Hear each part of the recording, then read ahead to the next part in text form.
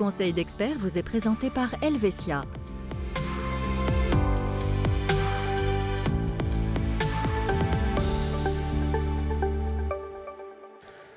Bonsoir à tous, on va parler d'un rêve pour beaucoup d'entre nous, l'accès à la propriété, en particulier le financement des fonds propres à travers notamment le deuxième et le troisième pilier. Pour en parler, c'est avec notre expert Frédéric Gué. Bonsoir Frédéric. Bonsoir. Alors quand on parle d'accès à l'immobilier, à un logement, en achat, il faut bien sûr avoir des fonds propres. Dans quelle mesure est-ce qu'on peut utiliser sa caisse de pension pour cet achat ? Alors, il faut 20% du prix d'achat financé par des fonds propres et la moitié de ce montant doit être financé par de l'épargne, donc des fonds propres durs, comme on dit. Et pour le reste, on peut utiliser les fonds de sa caisse de pension. Voilà, donc on dit les 10% finalement, ça peut provenir de sa caisse de pension. On va préciser aussi qu'il faut ajouter souvent quelques pourcentages, à peu près 3%, qui sont des frais de notaire. Oui, frais de notaire et enregistrement au registre foncier. Oui, naturellement. Et puis alors, vous évoquiez à l'instant les fonds propres durs. Est-ce que l'épargne du troisième pilier peut en faire partie ? Alors oui, la prévoyance libre et la prévoyance liée, donc le 3B et le 3A, font partie de l'épargne des fonds propres durs. On le comprend bien, on peut utiliser donc son deuxième et son troisième pilier pour l'accès à la propriété. Est-ce qu'il y a des restrictions dans le cadre des versements anticipés ?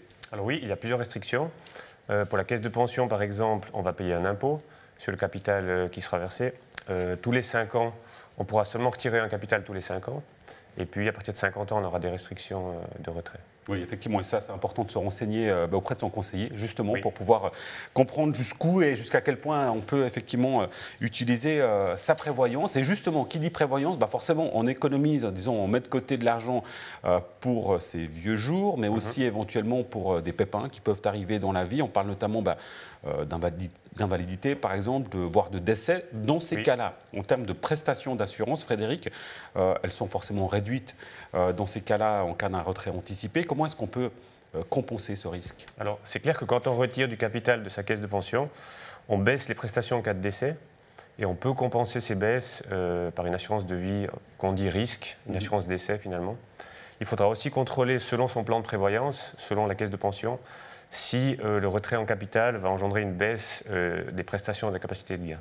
Oui. Et si c'est le cas, on pourra aussi compenser par une rente d'incapacité de gain. On ne le sait pas forcément, il y a d'autres solutions qui existent que le retrait finalement anticipé pour l'accès à la propriété.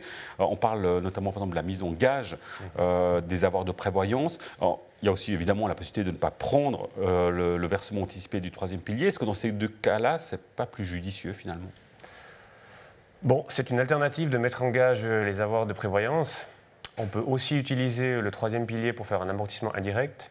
Ça veut dire qu'on va accumuler de l'épargne sur son troisième pilier à la place d'amortir chaque année sa dette finalement. Oui. C'est une bonne solution, c'est à voir au cas par cas avec son conseiller quelle est la meilleure solution. Effectivement, c'est au cas par cas. Vous le dites, ça c'est important parce qu'on peut difficilement faire des généralités. On le comprend bien, l'accès à la propriété est quelque chose qui est important pour beaucoup de monde. Qui dit retrait de son capital vieillesse, dit aussi forcément baisse de ses rentes vieillesse. Ça, c'est une réalité. Hein. Tout à fait.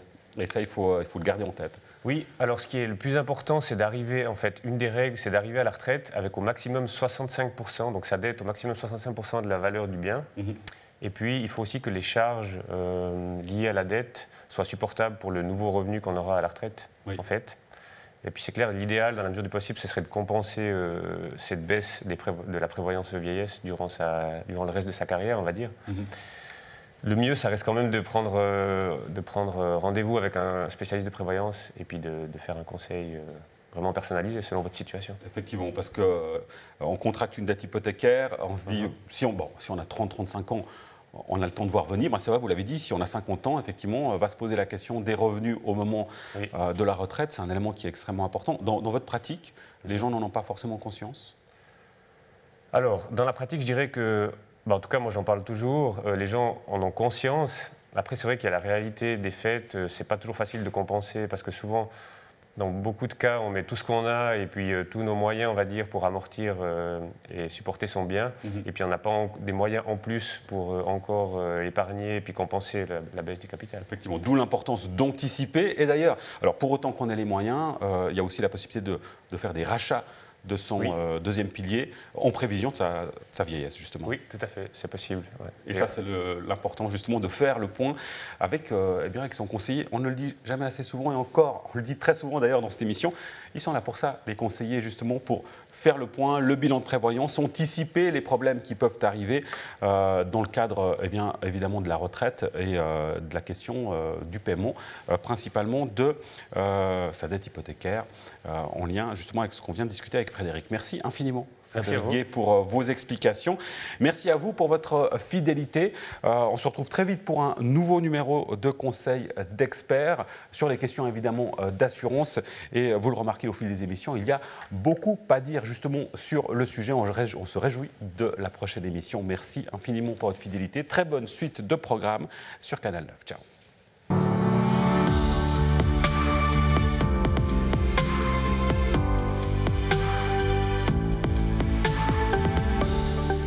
Simple, clair, Helvetia.